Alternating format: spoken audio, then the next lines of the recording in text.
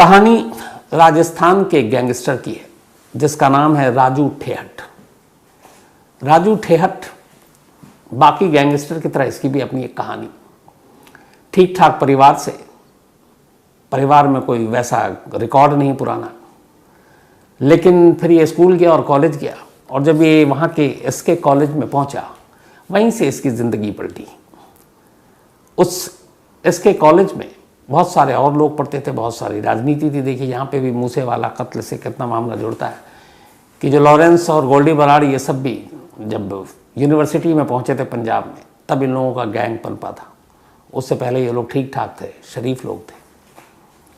यहाँ पे भी राजू ठेहट के साथ यही कहानी है। जब वो इस सीकर के इसके कॉलेज में पहुँचा तो वहीं से उसकी कहानी शुरू हुई। एक ऐसी कहानी जिसका अंजाम एक ऐसी साजिश पे ख़त्म होता है कि उसको कत्ल करने के लिए जो प्लानिंग की गई वो बेहद अजीब व गरीब प्लानिंग थी।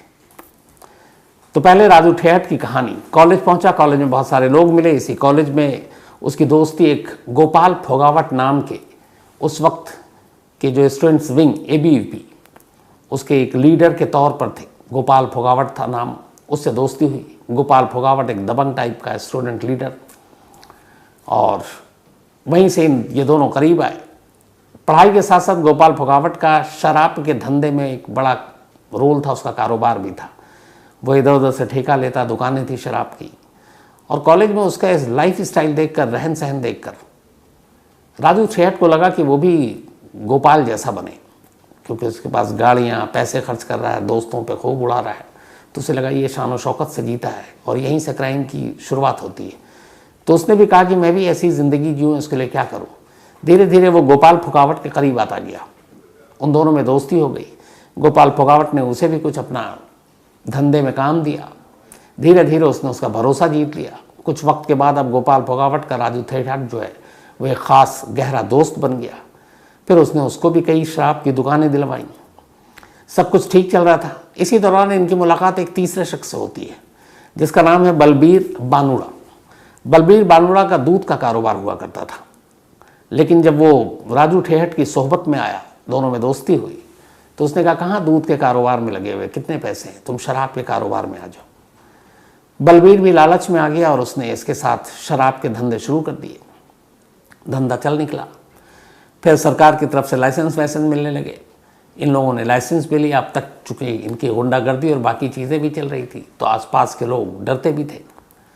तब इन्होंने कई दुकानें ले ली, अवैध शराब भी बेचने लगे। और इन्हीं में से एक दुकान जो इन दोनों ने पार्टनरशिप में ली थी, बलबीर और राजू ठेहट ने, उसमें हिसाब किताब के लिए एक शख्स को रखा जिसका नाम था विजयपाल।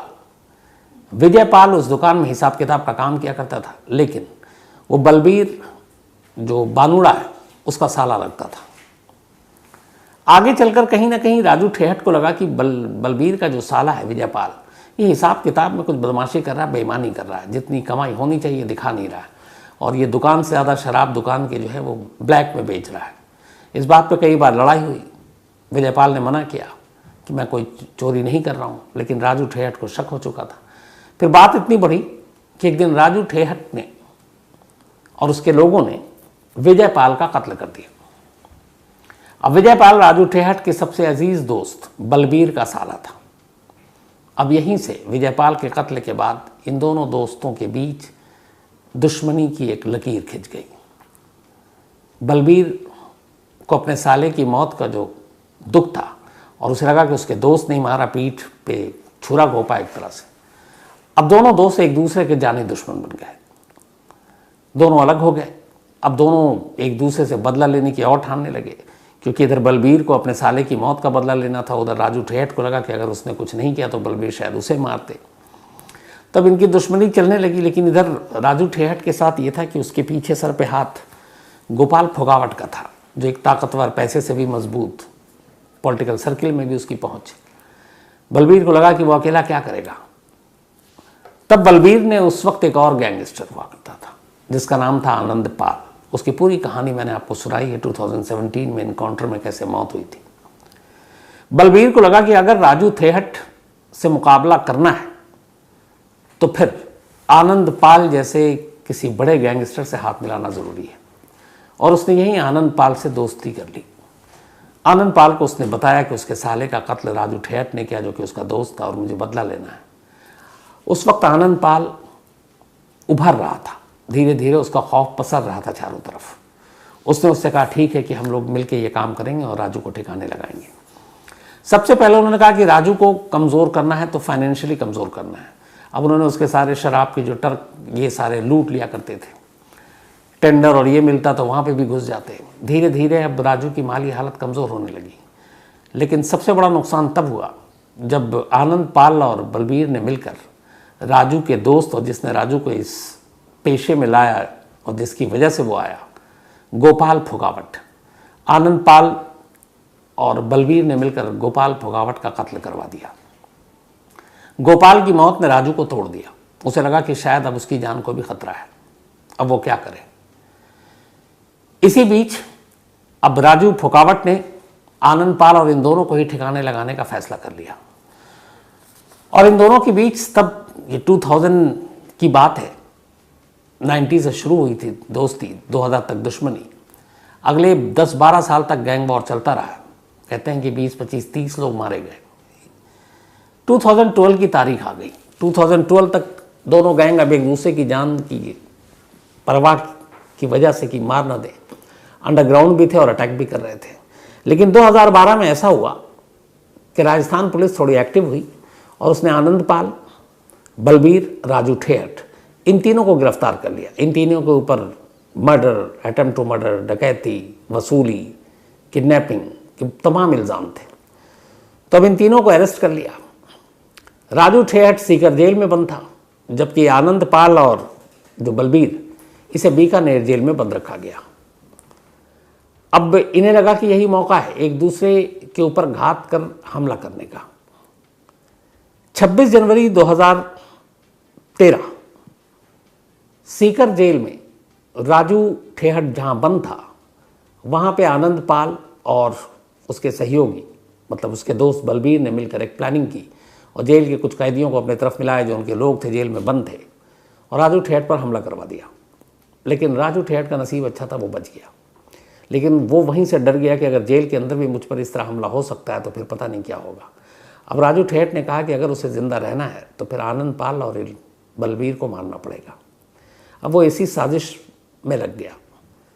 लेकिन धीरे धीरे वक्त बीत रहा था। आखिरकार 24 जुलाई, जनवरी में उस पर हमला हुआ था और करीब कुछ महीने के बाद उसने अपने बहनोई और एक और शख्स को साजिश के तहत बीकानेर जेल भेजा, छोटे मोटे जुर्म में।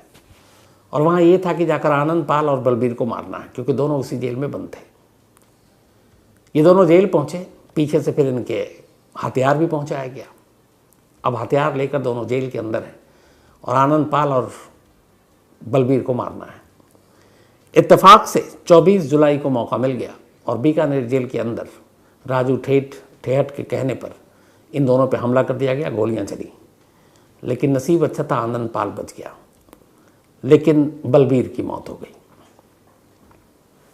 अब बलबीर की मौत हो गई, आनंद पाल बच गया और आनंद पाल को पता चल गया कि हमला किसने कराया। उसकी दुश्मनी और बढ़ गई। लेकिन इसी बीच वो ज़मानत पर बाहर आ गया। आनंद पाल जब बाहर आता है 2013 में, इसके बाद उसका खौफ और बढ़ता जाता है।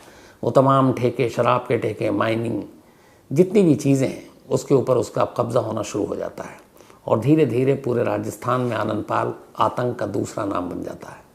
अब वो बहुत बड़ा गैंगस्टर हो चुका था। इधर राजू ठेहट अब डरा क्योंकि आनंद पाल का कद बढ़ चुका था। फिर इन दोनों के बीच में तब भी गैंग वॉर जारी है। लेकिन इसी बीच 2017 में 2017 में एक पुलिस एनकाउंटर में आनंद पाल की मौत हो जाती है और आनंद पाल, उसके करियर, उसके इस एनकाउंटर की पूरी कहानी डिटेल में मैंने आपको इसी कहानी में सुनाई है। कोशिश करूंगा दीपक से कहकर आखिर में वो कहानी, अगर आप में से ज़्यादातर लोगों ने नहीं सुनी हो तो सुनिएगा, तो थोड़ा आइडिया भी मिल जाएगा। तो 2017 में आनंद पाल की मौत हो गई। राजू ठेहट के लिए ये सबसे अच्छी खबर थी क्योंकि वो पुलिस एनकाउंटर में मारा गया। अब राजस्थान में देखें तो आनंद पाल के बाद दूसरा उस वक्त कोई इस कद का गैंगस्टर बचा नहीं। अब राजू ठेहट यहाँ से बड़ा होना शुरू हो गया। अब उसने फिर अपने आतंक मचाने शुरू किए, अपनी एक टीम बनाई। 2017 के बाद पिछले 5 सालों में राजू ठेहट ने गैंगस्टर जितने भी हैं उसमें एक अपना बड़ा नाम बना लिया। फिर सोशल मीडिया पे वो छाने लगा, अपने वीडियो डालने लगा। आलम यह था कि वो जब चलता था तो उसके साथ गनर चला करते थे, बाउंसर चला करते थे, बॉडीगार्ड चला करते थे, और जिधर गाड़ियों का काफिला चला करता था, जब उसका काफिला निकलता था तो लोग देखते थे, डरते भी थे कि कहीं नज़रें मिल गई तो गोली न मार दे। इस किस्म का उसका खौफ था। पूरे सीकर में दहशत थी राजू ठेहट के अब नाम पर। और ये दहशत इसलिए थी कि अब उसका सबसे बड़ा दुश्मन आनंद पाल मारा जा चुका, बलवीर पहले ही मारा जा चुका, अब कोई रास्ते में था नहीं। अब उसने एक बार फिर अपना धंधा चलाया, खूब चमकाया, खूब पैसे कमाए, जयपुर तक पहुंच हुई। जयपुर में उसने 3-3 करोड़ रुपए की कोठी खरीदी और अब लगा कि राजू ठेहट का कोई मुकाबला नहीं है। और इधर सोशल मीडिया पे भी वो अपने वीडियोस डालता रहा, अपने आप को हीरो दिखाता रहा। उसके हथियारबंद लोग, ये सारे चीज़ें, अब उसे लगा कि बहुत हो गया, अब चलो थोड़ा राजनीति में भी हाथ आजमाते हैं। 2023 में 2023 में शायद राजस्थान में चुनाव है, उसने विधानसभा चुनाव लड़ने का फैसला कर लिया था। अब वो नेताओं से मिल रहा था, लेकिन उसे इस बात का भी डर था कि चूंकि आनंद पाल इनकाउंटर में मारा गया, लेकिन उससे पहले हमला किया था। और आनंद पाल की मौत के बाद इधर ये हुआ कि आनंद पाल के गैंग से जितने लोग जुड़े थे वो सब लॉरेंस बिश्नोई गैंग के साथ शामिल हो गए। तो अब आनंद पाल के लोग लॉरेंस के साथ, और आनंद पाल पे हमला हो चुका, हमला कराने वाला राजू ठेहट, तो अब लॉरेंस का डायरेक्ट दुश्मन हो गया राजू ठेहट। इस बात का राजू को खतरा था, इसीलिए उसने फिर वापस सीकर में आया। सीकर में उसने अपना एक घर लिया। जिस जगह घर लिया उस कॉलोनी में बाकायदा ख़ास लोगों की एंट्री होती थी, गेट वेट भी वैसे ही बनाए। उस गेट के अंदर गाड़ियां सिर्फ उन्हीं की जा सकती थी जिसकी इजाज़त राजू ठेहट दे, बाकी सारी गाड़ियां बाहर पार्क होती थीं। हर एक की तलाशी होती, आम लोग उसके घर के आगे से गुजर नहीं सकते थे। और उसी के घर के पास ही एक कोचिंग सेंटर था, एक SLC कोचिंग सेंटर, जहाँ बच्चों को अलग अलग कंपटीशन के एग्ज़ाम की तैयारी कराई जाती है। तो अब वो घर पे है और इधर सिद्धू मूसेवाला की मौत की बात आ चुकी थी। आनंद पाल की मौत का बदला लॉरेंस लेगा, ये बात भी राजू ठेहट को पता थी, इसलिए उसने अपनी सुरक्षा के पूरे इंतजाम किए। अब सारे इंतजाम तो कर लिए, लेकिन इधर लॉरेंस अब मौके की तलाश में था और उसके लोग, कि किसी तरह से एक बार मौका मिले तो फिर आनंद पाल की मौत का बदला लिया जाए। साजिश वहीं से शुरू हुई जब सिद्धू मूसेवाला का कत्ल हुआ उसके कुछ महीने के बाद।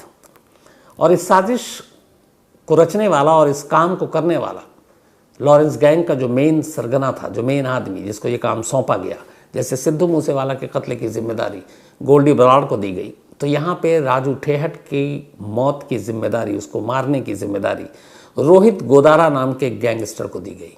ये बीकानेर का ही रहने वाला है, वांटेड है, और फिलहाल इसके बारे में ये कि आज़रबैजान में है और वहीं से ये सारा अपना धंधा ऑपरेट करता है। लेकिन ये लॉरेंस गैंग का जुड़ा हुआ है और गोल्डी बराड़ के साथ इसका रिश्ता है। तो रोहित गोदारा को काम सौंपा गया राजू ठेहट का। महीनों वो साजिश बुनता रहा, लेकिन राजू ठेहट तक पहुंचना मुश्किल था, क्योंकि इर्द गिर्द एक तो वो हर वक्त हथियारबंद लोग उसके साथ रहते, चलते, गाड़ियाँ भी उसकी वैसी ही थी, तो उसके काफिले में घुसना भी मुश्किल था, घर तक पहुंचना भी मुश्किल था। सारी रेकी की गई। अब यह हुआ कि कैसे राजू ठेहट तक पहुंचा जाए और उसे मारा जाए, और ये भी था कि उसे चुनाव से पहले मारा जाए। चुनाव के बाद बहुत सारी चीज़ें बदल जाती हैं, सुरक्षा भी बढ़ जाती है। यहाँ पे भी सिमिलरिटी देखिए कि सिद्धू मूसेवाला पहले जब चुनाव लड़े उस वक्त ये हुआ कि चुनाव के वक्त सुरक्षा ज़्यादा है इसलिए अभी कुछ मत करो, बाद में देखेंगे। तो यहाँ उसको 2023 में चुनाव लड़ना था, उससे पहले ही ये काम करना ज़रूरी था इन लोगों के लिए। तो ये हुआ कि आसपास तो फटक नहीं सकते। पास में एक SLC कोचिंग सेंटर है और उस कोचिंग सेंटर में अक्सर राजू ठेहट आता है, और उस कोचिंग सेंटर के पास ऐसी जगह है कि वहाँ से आसानी से निशाना बनाया जा सकता है, क्योंकि वहाँ पे राजू ठेहट जब निकलता है या कोचिंग सेंटर के अंदर दाखिल होता है और फिर बाहर निकलकर अपनी गाड़ी में बैठता है, तो वो कुछ पल ऐसे होते हैं जिसमें वो साफ निशाने पे, टारगेट पे हो सकता है। रैकी हो गई। अब कहा गया कि लेकिन कोई अनजान आदमी वहाँ जाएगा, क्योंकि उसके लोग चारों तरफ देखते हैं बाहरी शख्स कौन आया है, किसकी गाड़ी आई है, ये सारी नज़रें होती हैं तो करीब पहुंचना मुश्किल है, मारे जाने का खतरा है। प्लानिंग ऐसी रची गई रोहित गोदारा के कहने पर कि 2 शूटरों को बाकायदा इस कोचिंग सेंटर में रजिस्ट्रेशन करने के लिए कहा गया, मतलब दाखिला लेने को कहा गया। यंग एकदम दोनों, हरियाणा के, बिल्कुल स्टूडेंट टाइप। 2 लड़कों ने कोचिंग सेंटर में रजिस्ट्रेशन कराया, अपना दाखिला लिया पढ़ाई करने के लिए।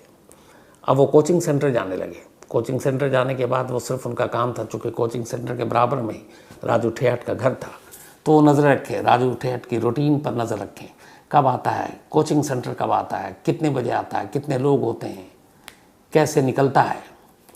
ये सारी चीज़ें उन लोगों ने शुरू कर दी, रखी, सारी रूटीन जो है वो पता चल गया। इसी के बाद तय हुआ कि 3 दिसंबर को राजू ठेहट को गोली मारनी है।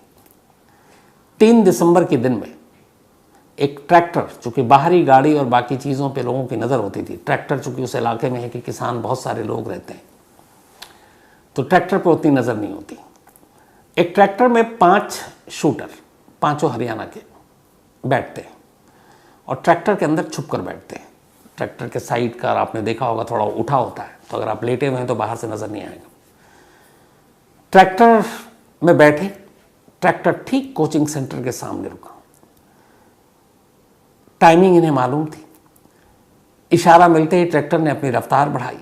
जैसे ही कोचिंग सेंटर के पास पहुंचे, चूँकि टाइम सब कुछ पता था उसके निकलने का, आने का, जाने का, इत्तेफाक से उसी वक्त या बदनसीबी से उसी वक्त राजू ठेहट कोचिंग सेंटर के गेट पर पहुंचता है। अब वो गेट से जैसे ही बाहर सड़क पर पैर रखता है, अचानक ट्रैक्टर से ये शूटर जंप मार के नीचे उतरते हैं और अंधाधुंध गोलियां चलानी शुरू कर देते हैं। निशाने पर राजू ठेहट था। करीब 50 राउंड फायरिंग करते हैं। 20 से 25 गोलियां बेहद करीब से राजू ठेहट को लगती हैं। इतना ही नहीं, जब गोली मार देते हैं और वो सड़क पर गिर चुका होता है तो एक जाकर टटोलता है कि मर गया है, जिंदा है। यही सेम चीज़ सिद्धू मूसेवाला के कत्ल के बाद भी एक शूटर ने किया था, टटोला था, देखा था। इसके बाद ये लोग, अब भीड़ जमा हो रही है, उधर उसके कुछ लोग भी आ रहे हैं, राजू ठेहट के जो गार्ड है। इससे पहले कि कोई समझ पाता, ये लोग फिर फायरिंग करते हुए भाग रहे हैं। इत्तेफाक से भागते हुए शूटरों की नज़र एक और शख्स पर पड़ी जिसका नाम ताराचंद था। वो उसी जगह पर किनारे में था और जब गोली चलने की आवाज़ आने लगी तो उसने अपना मोबाइल निकाला और वीडियो बनाने लगा। जैसे उसने वीडियो बनाना शुरू किया, अचानक एक शूटर की नज़र उस पर पड़ी। उस शूटर ने देखा कि वो मोबाइल पे वीडियो बना रहा है। उसने अपनी पिस्टल का मुंह उसी की तरफ कर दिया और गोली चला दी। ताराचंद की मौके पर ही मौत हो गई। इसके अलावा एक शख्स को और पैर में गोली लगी। फिर सारे शूटर वहाँ से अलग अलग गाड़ियों में बैठकर, बदल कर निकल भागे हरियाणा बॉर्डर की तरफ। अब इधर कोहराम मच गया क्योंकि राजू ठेहट सीकर में उसी के घर के करीब इस तरीके से गोली मारी गई। ठीक आनंदपाल की तरह अब लोगों का गुस्सा पुलिस पर, और गुस्से की एक वजह ये थी कि 2022 की शुरुआत में ही राजू ठेहट ने पुलिस से सुरक्षा मांगी थी कि उसे कोर्ट में आते जाते कभी भी मारा जा सकता है, तो सुरक्षा मिली नहीं थी। तो अब उसका एक दबदबा भी था, असर भी था इलाके में। लोगों ने अस्पताल से लाश लेने से इनकार कर दिया, अंतिम संस्कार करने से इनकार कर दिया। फिर बड़े बड़े आला पुलिस अफसर पहुंचे। खुद राजस्थान के मुख्यमंत्री अशोक गहलोत को ट्वीट करना पड़ा और कहना पड़ा कि जिन लोगों ने राजू ठेहट का कत्ल किया था वो 5 के 5 गिरफ्तार हुए। और ये फिर बाकी आश्वासन मिलने के बाद आखिरकार परिवार राज़ी हुआ। राजू ठेहट के फिर उन्होंने लाश को ली और फिर अंतिम संस्कार हुआ, जिसमें एक बड़ी तादाद में भीड़ उमड़ी, ठीक आनंदपाल की तरह। तो बाकी सब गिरफ्तार हो गए। ये कहानी थोड़ी अजीब है, इसमें सस्पेंस भी बहुत है, मोडस ऑपरेंडाई भी थोड़ा डिफरेंट है, और कहानी दिल्ली की है। और अपने वक्त में ये करीब, इस कहानी को 8 साल हो गए, उस वक्त बड़ी हेडलाइंस बनी थी ये स्टोरी। होता क्या है कि दिल्ली में एक दिन न्यूज़पेपर में एक ऐड छपता है और उस विज्ञापन में ये था कि तब एक अच्छे परिवार का एक सीधा साधा लड़का चाहिए और इकलौती बेटी की शादी करनी है, लेकिन शर्त ये थी कि जो भी लड़का होगा वो घर जमाई बनेगा, मतलब घर में ही रहेगा, लड़की के साथ रहेगा। तो एक ऐड छपा और ऐड देने वाले ने अपना भी बताया था, वो अच्छे खासे अमीर शख्स। तो एक लड़की की शादी के लिए ऐड, और उसमें लड़का वो चाहिए जो कि घर जमाई बनने को तैयार हो। दिल्ली, साउथ दिल्ली में बाकायदा एक कोठी। तो बहुत सारे लोगों ने ऐड देखा। उसमें से एक शख्स और भी था जिसने ऐड देखा, उसका नाम था महेंद्र। तो महेंद्र ने जब ऐड देखा तो उसे लगा कि काफ़ी सही है, अगर एक अमीर घराने की लड़की से शादी हो जाए, रहने के लिए घर मिल जाए, घर जमाई बन जाऊँ, तो फिर तो ज़िंदगी में और कुछ चाहिए ही नहीं। तो महेंद्र इसके बाद उसने फ़ैसला किया कि वो इस पते पे बात करेगा और मिलेगा। तो जो नंबर दिया गया था उस पर कॉल हुआ। कॉल होने के बाद टाइम फिक्स हुआ। तो महेंद्र विजेता नाम की एक महिला के साथ उस घर में पहुंचता है, साउथ दिल्ली की वसंत कुंज इलाके की एक कोठी में। पूरा पॉश एरिया है। वहाँ जाने के बाद जो महेंद्र था वो मिलता है। जिन्होंने ऐड दिया था उनका नाम था हरीश नागपाल। वो बैंक ऑफ बड़ौदा में कैशियर थे। कैशियर होने के अलावा वो एक बिजनेसमैन भी एक तरह से, क्योंकि उनकी कई दुकानें साउथ दिल्ली में, और साउथ दिल्ली में दुकानों की कीमत बहुत होती है, तो कई करोड़ की दुकानें थी उनकी। तो विजेता जो है वो महेंद्र की तरफ से नागपाल से बात करती है उनकी बेटी के रिश्ते के लिए, और वो विजेता कहती है कि ये महेंद्र, मैं अपने भाई के लिए रिश्ता लेकर आई हूँ। जो भी उसको बताना था महेंद्र के बारे में बताया, और फिर शर्त उन्होंने जब रिपीट किया कि घर जमाई बनना है, यहीं रहना है, तो विजेता भी तैयार हो गई और महेंद्र भी कि बिल्कुल ठीक है। उसके बाद उन्होंने देखा लड़का ठीक है, लड़की, जो भी उन्होंने जानकारी दी दिल्ली के बारे में, जहाँ पे उनका पता बता था, उन्होंने चेक किया, सब ठीक निकला। उसके बाद आनंद फानंद में शादी भी हो गई। तो अब हरीश नागपाल का दामाद बन गया महेंद्र, उनके घर में रहने लगा और सब कुछ ठीक चल रहा था। बस बीच बीच में कभी कभी वो गायब हो जाता था। तो इसको लेके जो महेंद्र की वाइफ यानी हरीश नागपाल की जो बेटी, वो शिकायत भी करती थी। तो वो बताता था कि मुझे कई काम है, काम के सिलसिले में जाना पड़ता है। लेकिन फिर कुल मिला के गृहस्थी ठीक चल रही थी। कुछ महीने बीत गए। कुछ महीने बीतने के बाद अचानक 23 जुलाई 2011, 23 जुलाई 2011 को हरीश नागपाल अपनी पत्नी के साथ गुरुद्वारा शाम को जाते हैं। उससे पहले उन्होंने बाकायदा शादी के बाद देखा दामाद भी अच्छा है, बेटी को खुश रख रहा है, बस थोड़ा कभी कभी गायब होता है। तो उन्होंने वहीं साउथ दिल्ली में उसको एक फ्लैट भी ख़रीद कर दे दिया था, और उसके नाम पे, मतलब अपनी बेटी के नाम पे। तो 23 जुलाई को, उससे पहले उन्होंने क्या किया कि जब ये फ्लैट ख़रीदा था तो अपनी कुछ दुकानों में से एक दुकान भी बेची, और उस दुकान को करीब 1 करोड़ रुपए में बेचा। उस 1 करोड़ में से 20 लाख कहीं एडवांस दिया, 80 लाख इनके पास कैश था, और घर में जेवर भी काफ़ी थे। 23 जुलाई 2011 को हरीश नागपाल अपनी पत्नी के साथ गुरुद्वारा जाते हैं। गुरुद्वारा से जब वो माथा टेकने के बाद घर लौटते हैं, दरवाजे का ताला खोलते हैं, क्योंकि उस दिन वही दोनों थे। और जब अंदर जाते हैं तो अचानक जो बेड बॉक्स है उसकी हालत देख के वो एकदम सहम उठते हैं, क्योंकि उसी बेड बॉक्स के अंदर उन्होंने 80 लाख रुपए कैश और करीब 40 लाख रुपए की ज्वेलरी रखी हुई थी। बदहवास वो बेड बॉक्स पे सारे सामान को उलट पुलट करके देखते हैं, बट वो जिस थैली में उन्होंने रखी थी वो थैली गायब थी। मतलब 80 लाख रुपए और 40 लाख के करीब ज्वेलरी, मतलब टोटल मिला के 1 करोड़ 20 लाख रुपए घर से गायब। जाहिर सी बात है हरीश नागपाल बदहवास हो जाते हैं। उसके बाद वो 100 नंबर पे कॉल करते हैं। लोकल पुलिस पहुंचती है वहाँ पे, पूछताछ करती है। जब पुलिस को पता चलता है कि करीब 1 करोड़ 20 लाख की चोरी है, तो पुलिस के भी थोड़े मतलब केस को सीरियसली लेती है। उसके बाद सारी चीज़ें पूछताछ होती है, घर की एंट्री और सब कुछ। तो जो चीज़ चौंकाने वाली थी वो ये थी कि घर में कोई ज़बरदस्ती घुसा नहीं, पड़ोसियों ने किसी अनजान या अजनबी को देखा नहीं। तो फिर ये कैसे गायब हुआ? तो पहली नज़र में जांच के बाद पुलिस को ये लगा कि इस चोरी के पीछे घर का कोई अपना शख्स है, उसी का हाथ है।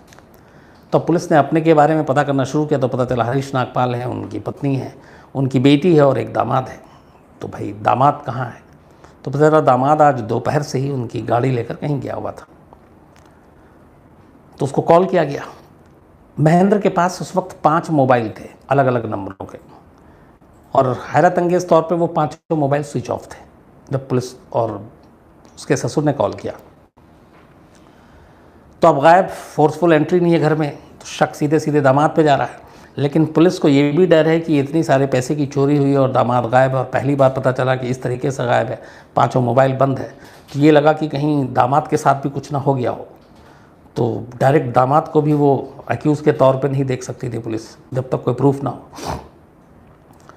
तो सारी पूछताछ होती रही पर कोई सुराग नहीं मिला, और इस दौरान में जितने भी तरीके से पुलिस छानबीन कर सकती थी वो सारी चीज़ें कर ली, लेकिन न चोर का कुछ पता चला और ना इधर दामाद के बारे में कुछ पता चल रहा था।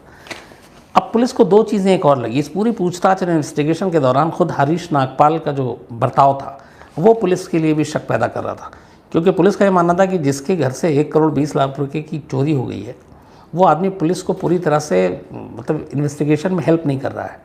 पुलिस कई चीज़ें पूछती थी, वो कई चीज़ें टाल देते, कई गलत जानकारी दे रहे थे। तो पुलिस को ये लगा कि कहीं ऐसा तो नहीं है कि हरीश नागपाल ने ही खुद प्लान किया हो, लेकिन इसके पीछे फिर मकसद क्या, क्योंकि पैसे उसी के हैं, कोई लोन नहीं है, बाकी कोई कर्जा नहीं है, तो हरीश नागपाल ऐसा क्यों करेगा। लेकिन वो पुलिस को सपोर्ट भी नहीं कर रहे, हेल्प भी नहीं कर रहे हैं, तो पुलिस को वो भी एक उलझन। उधर दामाद महेंद्र गायब, उसका कोई सुराग नहीं मिल रहा है। तो ये सारी चीज़ें पुलिस के लिए एक पहेली बनी हुई थी हर तरफ से। लेकिन जब हरीश नागपाल को भी टटोल लिया, खंगाल लिया पुलिस ने, उनके बारे में सारी इंक्वायरी कर ली, तो फिर लगा कि नहीं, यह आदमी चोर नहीं हो सकता खुद अपने ही पैसे का। तो फिर अब ये हुआ कि क्या इकलौता अब जो बचता है वो महेंद्र, लेकिन महेंद्र गायब है। अब ये भी डाउट है कि महेंद्र को कुछ ना हो गया हो, क्या पता चोरी करने जब आया हो महेंद्र शायद उस वक्त घर पे हो, उसको ज़बरदस्ती ले गए, मार दिया, क्या किया। तो तमाम चीज़ें थी। आखिर में पुलिस ने फिर कहा कि चलो महेंद्र को ही ज़ीरो इन करते हैं और वहीं से अपनी तफ्तीश को शुरू करते हैं, क्योंकि बाकी चीज़ों को क्लू मिल नहीं रहा था। तो उस तफ्तीश के दौरान पहली चीज़ जो पुलिस को पता चली वो इन दोनों की शादी की पता चली कि बहुत जल्दी में शादी हुई, महेंद्र और हरीश नागपाल की बेटी की। फिर उस इश्तिहार के बारे में पता चला जिसके ज़रिए शादी हुई थी। तो इतनी जल्दी शादी करने के लिए अचानक इश्तिहार आता है, एक लड़का आता है और शादी हो जाती है, तो पुलिस को थोड़ा डाउटफुल लगा। अब उसने कहा कि महेंद्र को और ज़्यादा उसके बारे में जानकारी इकट्ठे करते हैं। तो महेंद्र के बारे में अब ज़्यादा और जब जानकारी इकट्ठे करनी शुरू की गई, जहाँ जहाँ महेंद्र के बारे में जितनी जानकारी उसने दी थी अपने ससुर हरीश नागपाल और पत्नी को।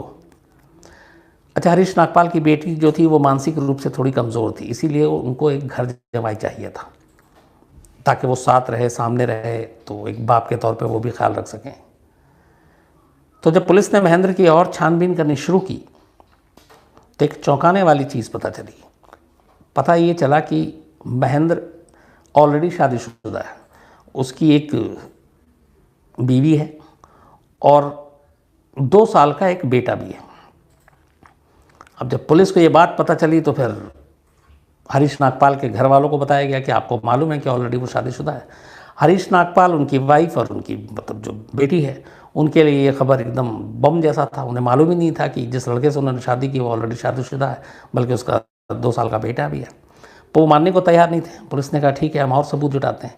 इसी बीच में इस पूरी तफ्तीश के दौरान दिल्ली में कुछ महेंद्र के जो नज़दीकी लोग थे उन तक पुलिस पहुंची और एक तस्वीर पुलिस के हाथ लगी। उस तस्वीर में महेंद्र और उसकी वाइफ दूल्हा दुल्हन के जोड़े में। वो तस्वीर पुलिस लेकर पहुंचती है हरीश नागपाल के घर और बताती है कि ये रहा सबूत, इसकी पहले शादी हो चुकी है।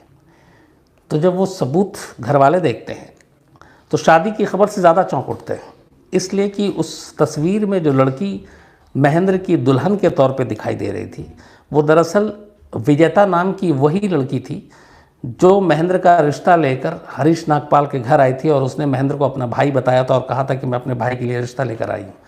तो दरअसल वो विजेता महेंद्र की भाई बहन नहीं बल्कि उसकी पत्नी थी। तो एक पत्नी अपने पति का रिश्ता लेकर और अपने पति को भाई बताकर एक घर पहुँचती है और पूरी शादी कराती है।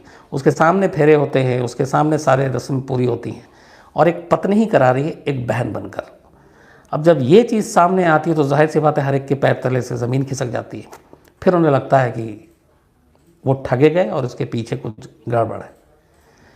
तो जब उस लड़की को भी पहचान लिया जाता है वहाँ पे, तो पुलिस को भी लगता है कि इसके पीछे साजिश गहरी है और अपनी ही बीवी को बहन बनाकर वो सामने मिलवाया, शादी करवाया। इसके पीछे मकसद क्या हो सकता है? अब जाहिर सी बात है इस सवाल का जवाब जब तक महेंद्र ना मिले, उसकी वाइफ ना मिले, नहीं मिल सकता था। लेकिन उसकी पूरी ज़िंदगी दोनों पति पत्नी की ऐसी ड्यूबियस थी कि कहीं एक जगह वो टिकते नहीं थे। तो उसका कोई पता कोई ठिकाना मिल नहीं रहा था। फिर भी उसके कुछ करीबी लोग मिले बहुत मुश्किल से, इसलिए वक्त बीत रहा था। तो पता चला कि एक्चुअली महेंद्र जो है वो बरेली के रहने वाला है, यूपी के। तो जैसे ही पता चला, पुलिस की एक टीम, दिल्ली पुलिस की टीम बरेली पहुंची। बरेली में लेकिन जहाँ पे उसने बताया था, पता चला कि वहाँ पे उसको आए हुए ज़माना हो गया। बरेली उसने छोड़ रखा और उसके कोई रिश्तेदार, कोई करीबी वहाँ है ही नहीं जिसके घर वो टिकता। तो पुलिस को मायूसी हाथ लगी। लेकिन फिर तभी पुलिस के दिमाग में एक आइडिया आया, और वो ये कि चूँकि अगर वही चोर और उसने 1,20,00,000 रुपए चुराए हैं, 80 लाख कैश और बाकी के जेवर के, और बरेली उसका नेटिव प्लेस है, उसका घर है, तो हो सकता है, और उसका कोई घर नहीं है बरेली में अपना, क्योंकि वो जब भी पता चला वहाँ पे किसी और रिश्तेदार के या किसी यहाँ दूर के जानने वाले के यहाँ रुकता था, और उन लोगों के हिसाब से सालों से फिर वो आया नहीं। तो पुलिस ने एक अंधेरे में तीर चलाया कि हो सकता है इतने पैसे आने के बाद वो कम से कम अपने पूर्वजों की जगह पे एक मकान खरीदने की कोशिश करेगा या वहाँ मकान खरीदेगा। तब पुलिस ने बरेली के जितने भी प्रॉपर्टी डीलर थे उन सबको खंगालने का फैसला किया। उसके बाद अब वो महेंद्र की तस्वीर भी थी। एक एक जगह पर जाकर पूछना शुरू किया कि पिछले कुछ वक्त के अंदर कोई शख्स जो बरेली में मकान खरीदने के लिए आया हो। काफ़ी धक्के खाने के बाद एक प्रॉपर्टी डीलर मिलता है जो बताता है कि हाँ, ये शख्स कुछ दिन पहले आया था, 40 लाख रुपए के मकान की एक डील भी हुई थी। फिर उसने कहा था कि वो पूरी तैयारी के साथ आएगा, लेकिन उसके बाद नहीं आया। तो पुलिस ने फिर पूछा कि कोई नंबर, कोई कॉन्टैक्ट नंबर पता, तो उसने वहाँ भी कोई सुराग नहीं छोड़ा था। उसने बोला हम खुद ही आएंगे। तब जानकारी तो मिली कि हाँ, ये इंसिडेंट के बाद ये बरेली आया था, लेकिन उसके बाद कहाँ है कुछ मालूम नहीं। अब पुलिस फिर से एकदम खाली हाथ, लेकिन हिम्मत नहीं हारी पुलिस ने। उसने कहा जब वो बरेली आया है तो फिर जाहिर सी बात है कि हो सकता है वो यहाँ अब भी कहीं छुपा हो। दूसरा, 2 साल का बच्चा था, ये पुलिस के पास जानकारी थी कि बेटा है। तो अब प्रॉपर्टी डील के बाद पुलिस ने ये तय किया कि ये पता करते हैं कि किसी ने, मतलब जो बच्चे का बेबी फूड होता है या फिर उनकी दवा, दूसरी ज़रूरतें, तो किसी मेडिकल स्टोर और वहाँ ज़रूर जाएगा ऐसी चीज़ों को कुछ लेने के लिए। तो पुलिस ने मेडिकल स्टोर को खंगालना शुरू किया। देखिए, छोटी छोटी सी चीज़ें और जो सोच होती है इन्वेस्टिगेशन में बड़ी इंपॉर्टेंट रोल प्ले करती हैं। इस दौरान में पुलिस ने कुछ होटल और गेस्ट हाउस को भी खंगाला, पर वहाँ कामयाबी नहीं मिली। तो अब प्रॉपर्टी डीलर को भी खंगाला, वहाँ पे कामयाबी मिली लेकिन नहीं मिली। अब उसने मेडिकल स्टोर और उनको खंगालना शुरू किया कि शायद यहाँ वो अपने बच्चे के लिए दवा या कुछ, क्योंकि उस उम्र में अचानक ये सब चीज़ों की ज़रूरत होती है। तो तस्वीर साथ में थी। तो ऐसे कई मेडिकल स्टोर को खंगालते खंगालते नसीब देखिए कहाँ काम करता है। पुलिस की एक टीम एक मेडिकल स्टोर पे पहुंची थी, उस तस्वीर को लेकर पूछने वाली थी दुकानदार से कि उससे पहले उसने देखा कि एक आदमी जो है वो वहाँ पे खड़ा हुआ और वो कुछ लेने के लिए आया। अब चूंकि इतने टाइम से पुलिस के हाथ में वो तस्वीर है और केस को सॉल्व करना है, तो जब पुलिस को केस सॉल्व करना होता है और ऐसे लोगों को पकड़ना होता है तो उसके दिमाग में 24 घंटे वही तस्वीरें घूमती रहती हैं, वो भुला ही नहीं पाती। तो उसने देखा बराबर में जो खड़ा हुआ शख्स मेडिकल स्टोर पे है वो कोई और नहीं बल्कि वही है जिसके लिए पुलिस दर दर भटक रही है। वो महेंद्र था। यकीन हो गया पुलिस को कि यह महेंद्र है। उसके बाद उसे दबोचा जाता है। दबोचने के बाद फिर उसको दिल्ली लाया जाता है। दिल्ली लाने के बाद फिर उसकी बीवी जो विजेता है उसका भी सुराग मिल जाता है, बेटा भी मिल जाता है। फिर इन सब को लाने के बाद दिल्ली में अब पूछताछ होती है। तो उसकी निशानदेही पे उस 80 लाख में से 79 लाख बरामद हो जाता है। 1 लाख रुपए के करीब खर्च हो चुका था इतने दिनों में। जेवर सारे के सारे बरामद हो जाते हैं। पुलिस उसके ससुर को जाहिर सी बात है वो सारी सामान सौंप देती है, कागजी कार्रवाई के बाद कानूनी। लेकिन अब ये पूछा जाता है कि ये सब कहानी थी क्या। तो अब जो कहानी वो सुनाता है वो ये उसकी अब ये कहानी इस पूरी कहानी से बिल्कुल अलग थी। उसने कहा कि हाँ, उसने इश्तिहार देखा और वो बचपन से ही एक तरह से ठगने का और ठगी में महारत हासिल रखता था। नटवर लाल का भक्त था, थोड़ा टैलेंटेड भी था, मिमिक्री करता था और आवाज़ बहुत अच्छी अच्छी निकालता था लड़कियों की। तो जब उसने ये ऐड देखा, इश्तिहार देखा, तो उसने अपनी बीवी और उन दोनों ने, विजेता उसकी पत्नी थी, 2 साल के उसके बेटे की माँ, उन दोनों ने कहा कि ये अमीर लोग हैं, अगर हम लोग यहाँ से शादी करते हैं तो पैसे भी मिलेंगे और फिर हम लोग उनके पास पैसे होंगे तो उस पैसे पे हाथ भी मारेंगे। इस सोच के साथ उन्होंने ये शादी की और एक पत्नी को ही वो अपनी बहन बना कर ले गया। वहाँ रिश्ते की बात की, शादी भी कर ली, सब कुछ किया। और इसी बीच में उसे पता चला था कि उसके ससुर ने एक दुकान बेची और इतने इतने पैसे हैं। तो ये उस वक्त सीन में नहीं था, वो आगे चल के था, लेकिन अचानक पैसे घर में आ गए। तो उसी वक्त प्लान किया कि इस पैसे को चुराना है और फिर भागना है, और उन्होंने सेम वैसे ही किया। लेकिन फिर पास्ट क्या था, फिर उसने बताया कि पूरी चीज़ें आप सभी को पता होगा, अभी भी शायद चलता है, पहले तो बहुत ज़्यादा एक दौर आया था, खूब चल रहा था 2010, 11, 12, 13, फ्रेंडशिप क्लब, हेलो मुझसे दोस्ती करोगे, ये सब बहुत सारे ऐड आते थे अखबारों में। और आप पैसे दीजिए, फ़ोन पे बात कीजिए, लड़कियां आपसे बात करती थी ऊट पटांग सारी। तो उसके ऊपर हम लोगों ने बहुत सारी स्टोरीज भी की थी, ऐसे बहुत सारे फ्रॉड थे जो ये धंधा चला रहे थे, और दिल्ली पुलिस बाकायदा रेड मारती थी। तो ये महेंद्र की असली पहचान ये थी कि दिल्ली में ये फ्रेंडशिप क्लब का एक सरगना था, हेड था। इसने बाकायदा लड़कियों को अपने यहाँ हायर कर रखा था, और उनका काम ये था, जो ये इसके पास 5 मोबाइल थे, ये उसी दौर से चला आ रहा था, नंबर बदलता रहता था। तो ये लड़कियों को हायर करता था, अपने एम्प्लॉय रखता था, और उनका काम था कि वो क्लाइंट से बात करें। और जाहिर सी बात है, वो मुझसे दोस्ती करोगे फ्रेंडशिप क्लब में मन बहलाने दिल बहलाने टाइप की बातें होती। तो ये उसका धंधा था। कई बार ऐसा होता था जब इसकी स्टाफ कम हो जाती थी, क्लाइंट ज़्यादा है, लाइन पे फ़ोन ज़्यादा आ रहा है, तो ये खुद लड़की बनकर बात करता था, और कोई पकड़ नहीं पाता था, क्योंकि इसकी मिमिक्री बहुत अच्छी करता था ये लड़की की। इवन कई बार ऐसा हो कि जब बात करने के बाद मुलाकात की बात आती है कि अच्छा वहाँ मिलो, तो ये रात को मिलने भी गया अपने क्लाइंट से बाकायदा लड़की बनकर। और इसकी जो पूरी पर्सनालिटी थी उसमें लड़कियों की झलक भी थी थोड़ी सी। तो बाकायदा वो पूरा मेकअप करना, लड़कियों के कपड़े पहनना, बाल बड़े, ये सब कुछ करके जाके वहाँ पे भी उनको चीट करके निकला है। तो ऐसे कुल मिलाकर जब पुलिस ने इन्वेस्टिगेट किया तो करीब 100 लोगों को दिल्ली में इसने ठगा, और उनमें से 60 जो हैं वो बुजुर्ग थे क्लाइंट। तो ये उसका मेन धंधा था, और जिस तरीके से ये लोगों को बेवकूफ़ बनाता था। और इसी धंधे के दौरान में एक गलती से इश्तिहार पे नज़र पड़ती है, और फिर ये सारी 1 करोड़ की इस चोरी का प्लान बनता है, और चोरी करता है, और उसके बाद फिर पुलिस उसको पकड़ती है। तो ये थी पूरी कहानी दिल्ली की, ये वसंत कुंज इलाके की कहानी है। उसके बाद वो जेल में था, फिर बीच में खबर आई थी कि शायद उसको बेल भी मिल गया। और फ्रेंडशिप क्लब वाला धंधा अब थोड़ा सा धीरे धीरे वो कम होता जा रहा दिल्ली में भी, क्योंकि अब इश्तिहार भी कम देखने को मिल रहे हैं। खैर, अब मैं आगे का सवाल लूँ उससे पहले कुछ नोट करके लाया हूँ, इसलिए मैं बता दूँ। कुछ लोगों के थे।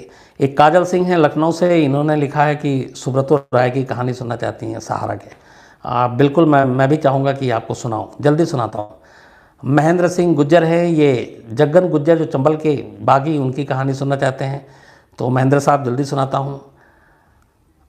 अजय दास का एक क्वेश्चन है कि क्या जो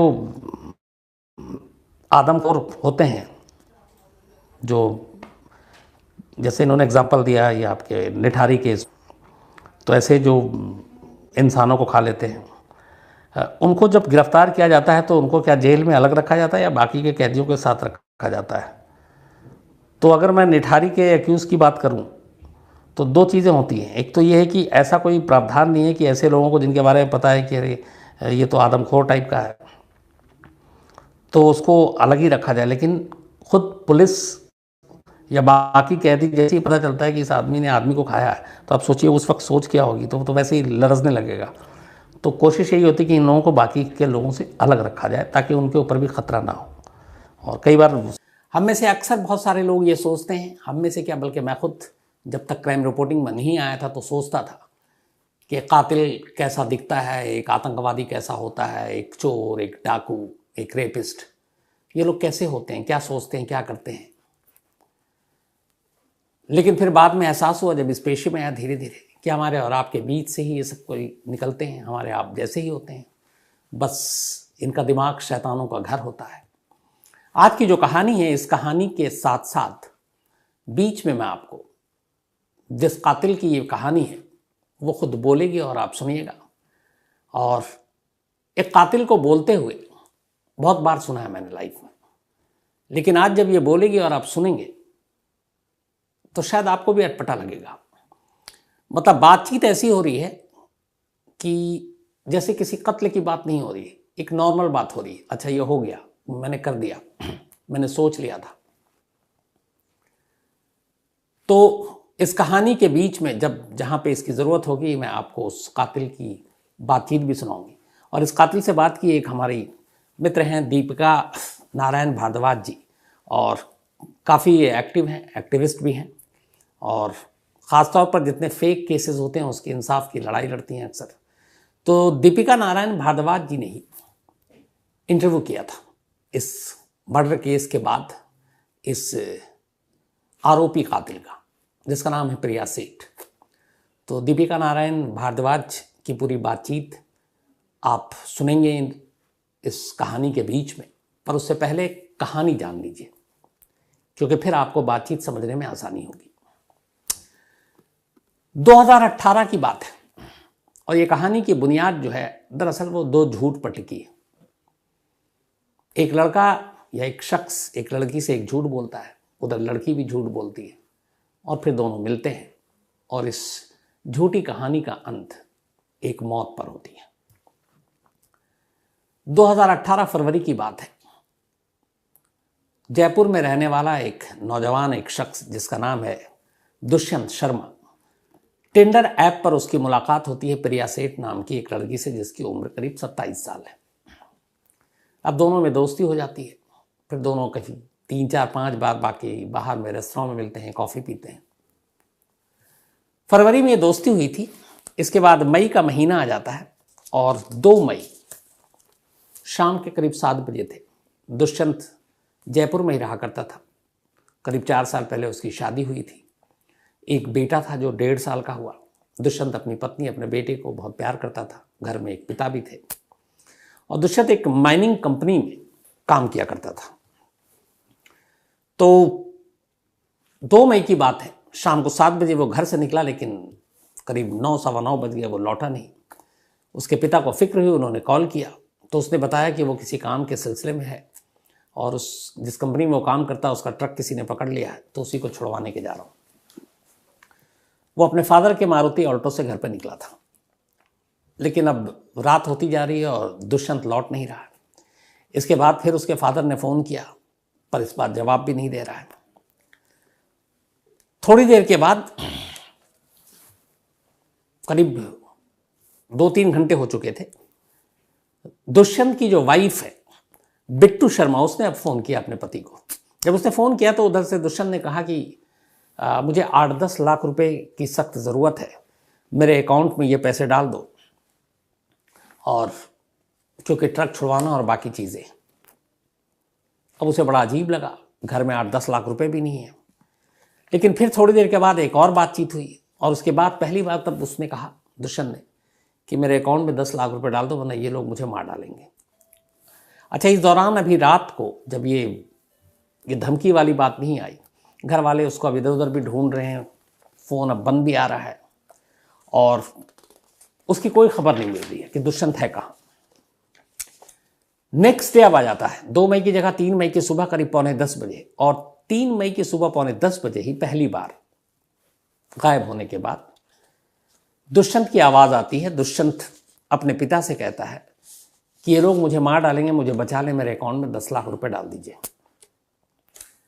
इसके बाद फ़ोन कोई और उससे ले लेता है। अब सामने एक लड़की की आवाज़ आती है, और लड़की कहती है कि 20 मिनट का टाइम है तुम्हारे पास, 20 मिनट में 10 लाख रुपए मेरे अकाउंट में इस ट्रांसफ़र कर दो, और वरना मैं इसको मार डालूंगी।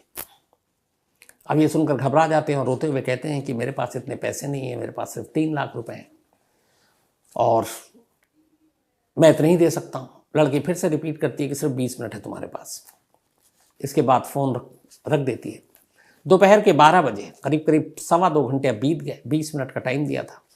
12 बजते बजते दुष्यंत के पिता ने 3 लाख रुपए बैंक से निकाले और ट्रांसफ़र कर दिया। जो स्लिप था जो उनके पास ट्रांजैक्शन का, वो भी उन्होंने व्हाट्सएप कर दिया अपने बेटे के मोबाइल पर, ताकि जो भी जिसके कब्जे में है वो देख ले। अब ये सब कुछ कर दिया 3 मई की दोपहर 12 बजे, लेकिन इसके बाद अब मोबाइल बंद है दुष्यंत का, कोई बातचीत नहीं हो रही है, परेशान घर वाले। तभी शाम होते होते लोकल पुलिस से कॉल आता है दुष्यंत के घर पर। पुलिस कहती है कि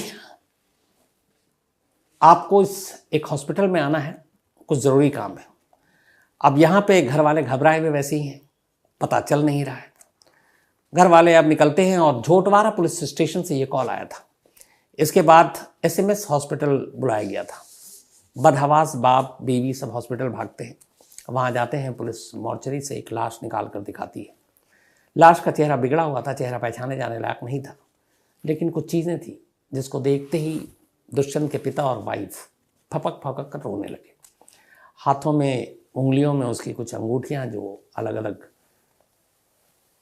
भक्ति भाव से पहना करता था, उसकी कुछ और चीज़ें, जिससे ये पता चल गया कि ये दुष्यंत की लाश है। अब घर वालों पे एक गम का पहाड़ टूट पड़ा, ख़ासतौर पर दुष्यंत के फादर के लिए, इसलिए कि उनके 3 बेटे थे। एक की मौत बचपन में हो गई, दूसरे की मौत कुछ साल पहले रोड एक्सीडेंट में हो गई। अब आखिरी बेटा बचा था दुष्यंत, और उसकी भी इस तरीके से लाश मिली। अब जब लाश पहचान ली गई तो पुलिस ने कत्ल का मुकदमा दर्ज किया। मुकदमा दर्ज करने के बाद अब तफ्तीश शुरू हुई। चूंकि दुष्यंत के मोबाइल से लगातार फ़ोन आ रहे थे तो पुलिस के पास एक क्लू था कि उस फ़ोन का, मोबाइल का लोकेशन क्या होगा। उस लोकेशन को ढूंढते ढूंढते पुलिस इधर उधर भटक रही है। आखिरकार नेक्स्ट डे 4 मई को पुलिस को वो लोकेशन जयपुर के रेलवे स्टेशन के करीब का दिखाई देता है। दुष्यंत अपनी मारुति ऑल्टो कार में गया था जो उसके पिता के थे। वो कार रेलवे स्टेशन के बाहर खड़ी थी। उसमें 3 लोग बैठे थे, लेकिन नंबर प्लेट बदला हुआ था, बट लोकेशन मोबाइल का वहीं दिखाई दे रहा था। पुलिस ने उस कार में बैठे हुए लोगों को बाहर निकाला, पूछताछ की, और डाउट हो गया कि ये लोग कुछ ना कुछ इन्होंने गड़बड़ किया है। पुलिस तीनों को थाने लाती है। इसके बाद पूछताछ होती है। जब पूछताछ होती है उसके बाद उनकी निशानदेही पर पुलिस जयपुर के एक घर में जाती है। उस घर में हर तरफ खून ही खून, बिस्तर पे खून, सैंडल पे खून, दीवार पे खून। तो समझ में आ जाता है कि ये मामला क्या है। अब पुलिस आने के बाद उन तीनों से पूरी कहानी सुनती है। इन 3 में जो मेन कल्प्रिट, जो मेन पूरी साजिश की जिम्मेदार थी, वो 27 साल की एक लड़की जिसका नाम प्रिया सेठ। जब पूरी कहानी सुनाई गई तो पूरी कहानी कुछ यूं थी कि प्रिया सेठ पहले भी कई बार फ्रॉड और बाकी चीज़ों में पकड़ी गई थी। प्रिया सेठ को बहुत कम वक्त में बहुत पैसे कमाने थे। उसका एक दोस्त, बल्कि वो टिंडर ऐप पर गई और फरवरी के ही महीने में टिंडर ऐप से उसकी दोस्ती होती है एक दीक्षांत नाम के नौजवान से, जो मुंबई में है, मॉडलिंग की दुनिया में है, अपना किस्मत आजमा रहा, ठीक ठाक पैसे हैं।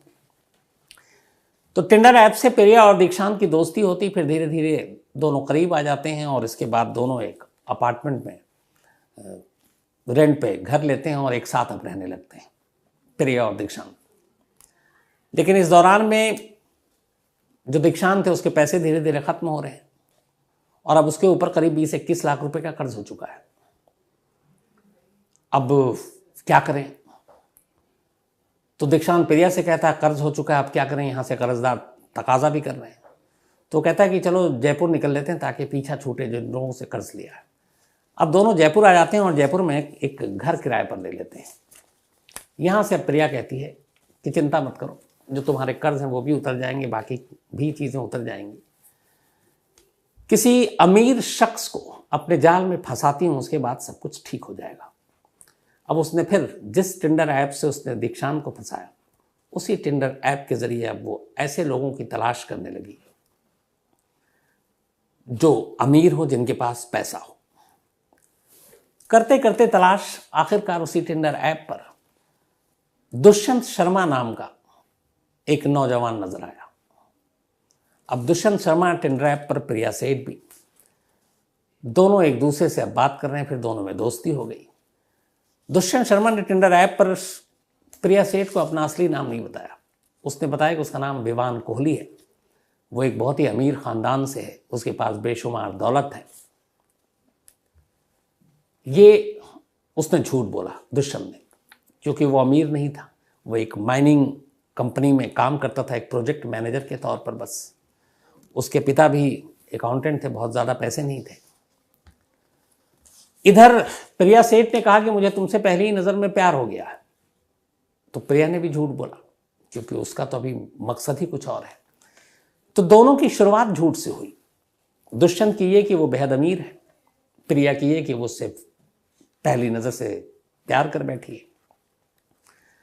अब इसके बाद प्रिया दीक्षांत को बताती है कि एक अमीर शख्स हमारे जाल में फंस चुका है, हमारे सारे कर्ज उतर जाएंगे। इसके बाद 3-4 बार प्रिया और दुष्यंत या विवान ये जयपुर में ही कॉफ़ी शॉप में मिलते हैं, मुलाकात होती है। अभी तक दोनों का झूठ बरकरार है। दुष्यंत को ये लग रहा है कि प्रिया उससे बहुत प्यार करती है, सच्चा प्यार करती है। प्रिया को ये पता है कि दुष्यंत यानी विवान कोहली ये बेहद अमीर है, इसके पास बेशुमार दौलत है। 3-4 मुलाकात हो गई। इन 3-4 मुलाकातों में दुष्यंत ने दिखाया भी कि वो बहुत पैसे वाला है। तो 3-4 मुलाकात के बाद आखिरकार 2 मई 2018 को प्रिया सेठ ने दुष्यंत को मिलने के लिए बुलाया, यानी कि विवान कोहली को। वो आया। उसके बाद उसने कहा कि चलो घर चलते हैं। किराए पे ऑलरेडी घर ले रखा था, अब वो उसे घर ले गई। इधर उस घर में ऑलरेडी 2 लोग थे उसके। एक उसका दोस्त दीक्षांत जो कर्ज में डूब गया और उसके साथ जयपुर भाग कर आया। दूसरा एक लक्ष्य नाम का एक और लड़का जिन्हें इस साजिश के बारे में भी कुछ पता नहीं है। हाँ, दीक्षांत को पता है कि किसी को किडनैप करना और रैंसम वसूल करना है।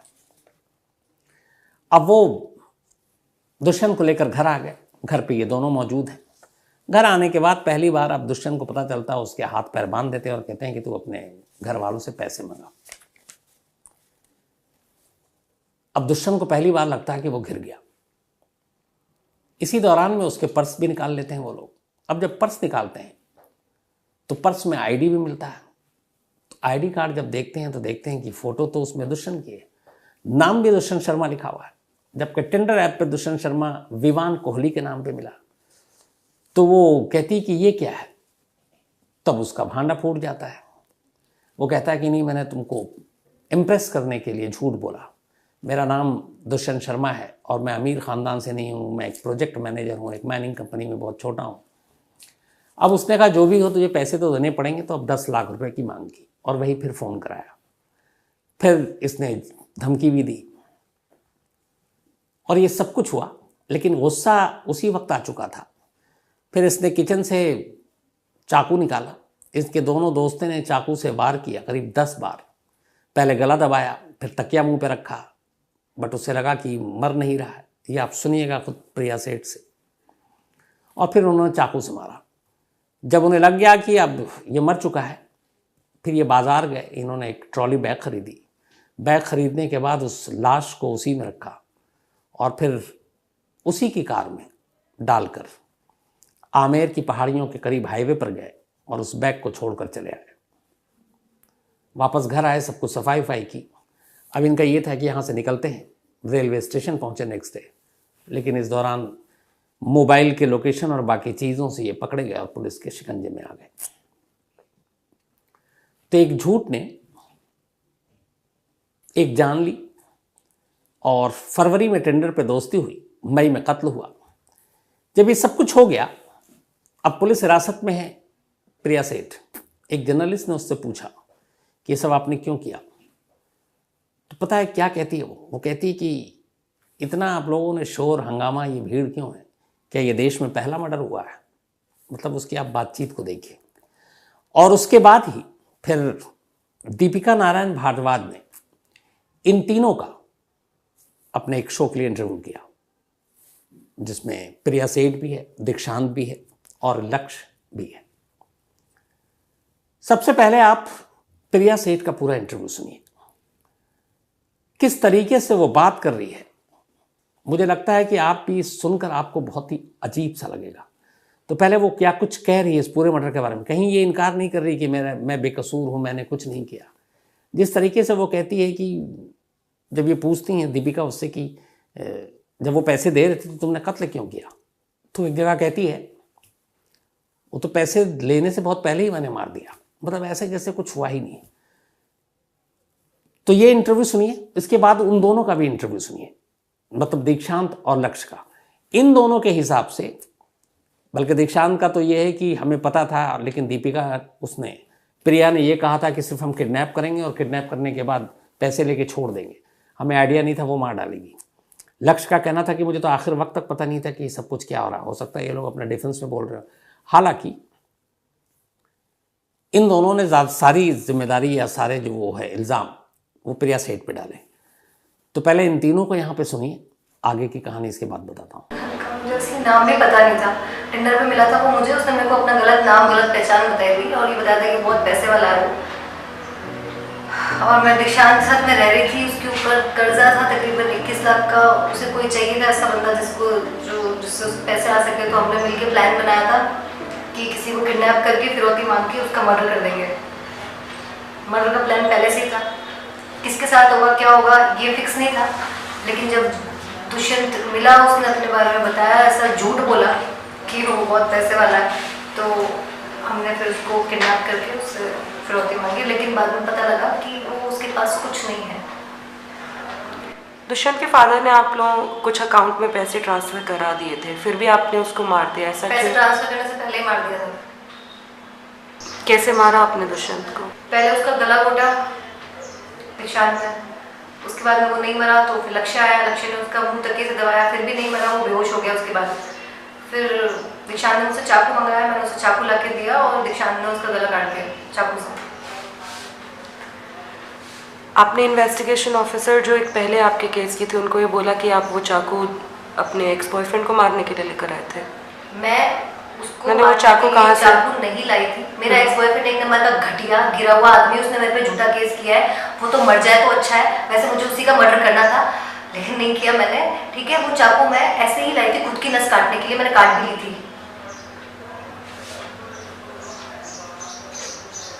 आपने दुष्यंत तो आज एक तरह से इसको ब्लैक फ्राइडे भी हम कह सकते हैं। ऋषभ पंत के एक्सीडेंट को लेकर बहुत सारे लोगों के मेल आए। मैं चूँकि आप सबको पता है कि मैं खुद एक क्रिकेट का बड़ा फ़ैन हूँ, सारे मैचेस देखता हूँ, तो किसी भी क्रिकेटर के साथ कुछ होता है तो एक अजीब सी तकलीफ़ पहुँचती है। ऋषभ पंत 2016 की बात है, इंडिया अंडर 19 वर्ल्ड कप खेल रहा था और फाइनल में हम पहुँच चुके थे और तब ये उम्मीद थी कि हम जीतेंगे, इसलिए कि उस टीम में ऋषभ पंत, ईशान किशन, सरफराज खान, ये तमाम लोग थे। लेकिन 2016 के उस वर्ल्ड कप के फाइनल में वेस्ट इंडीज़ ने हमको हरा दिया और हम रनर अप रहे। उस फाइनल के 2 दिन के बाद ऋषभ पंत और ईशान किशन हमारे दफ्तर आए थे, यहाँ फिल्म सिटी इंडिया टुडे के दफ्तर में। आज तक पे इंटरव्यू था और अपने विकी पाजी यानी विक्रांत गुप्ता को इंटरव्यू करना था। तो उस वक्त दोनों फर्स्ट फ्लोर पे स्टूडियो में थे और मैं इत्तेफाक से मेकअप करा के निकल रहा था और मुझे वारदात की एंकरिंग करनी थी। तो रास्ते में टकरा गया था, विकी पाजी ने बताया, तो मुझे बड़ी खुशी हुई जब दोनों ने बताया कि वो चूँकि टीवी देखते हैं और वो वारदात भी देखा करते थे, तो वो पहचान भी गए। फिर दोनों के साथ एक तस्वीर भी ली, चूँकि क्रिकेट का दीवाना हूँ। तो ये जो तस्वीर है वो तस्वीर आज मैंने देखी, फिर याद आई, तो फिर दीपक ने कहा इसको लगाता हूँ। तो ये उसी 2016 की तस्वीर है ये, जब दोनों अंडर 19 वर्ल्ड कप के फाइनल में हम हार गए थे वेस्ट इंडीज़ से, उसके बाद आए थे। उसके 2 साल के अंदर अंदर ही ऋषभ पंत को मौका मिल गया था इंडियन टीम में 2018 में, लेकिन उससे पहले उनके फादर की भी मौत हो गई थी। अभी आपको याद होगा कि बांग्लादेश में टेस्ट सीरीज मैच था, ये 2 टेस्ट मैच की सीरीज थी और ये दोनों टेस्ट मैच हम जीते, 2-0 से बांग्लादेश को हराया। हालांकि उससे पहले वनडे में हम हार गए, पहला दोनों वनडे हारे थे, तीसरा हमने एक तरफा जीता था। तो बांग्लादेश में 2 टेस्ट मैच की सीरीज थी। दूसरा टेस्ट जो था वो ख़त्म हुआ था 25 दिसंबर को। 25 हालांकि उनको ख़त्म होना तब 24 दिसंबर को ही, लेकिन 4 दिन में ही हमने वो टेस्ट मैच जीत लिया था। इस टेस्ट मैच में ऋषभ पंत ने 93 और फिर 9 रन बनाए थे दोनों इनिंग में और ताबड़तोड़ बल्लेबाजी की थी। तो 2 टेस्ट मैच की सीरीज़ ख़त्म हो गई थी 24 दिसंबर को ही, बल्कि 25 दिसंबर को ऋषभ पंत बांग्लादेश से दुबई पहुंचते हैं। दुबई में धोनी और साक्षी धोनी ये लोग सब वहाँ मौजूद थे किसी इवेंट में, प्राइवेट गैदरिंग भी थी, कुछ और दोस्त थे धोनी के। और आपको पता है कि ऋषभ पंत के मेंटोर धोनी है, वो उनको अपना आइडियल मानते हैं क्योंकि दोनों विकेट कीपर हैं और दोनों पहाड़ी भी एक तरह से। तो ऋषभ पंत चूँकि थोड़ी इंजरी थी तो जो 3 जनवरी से भारत और श्रीलंका के बीच वनडे और T20 की सीरीज शुरू होने जा रही है ट्यूसडे के दिन से, उस इंजरी के चलते ऋषभ पंत को वनडे और T20 दोनों से बाहर रखा गया। तो अब फिलहाल मैच कोई था नहीं, नया साल भी आ रहा है, तो वो वहाँ से सीधे दुबई पहुँच गए। श्रीलंका तो जाना नहीं था।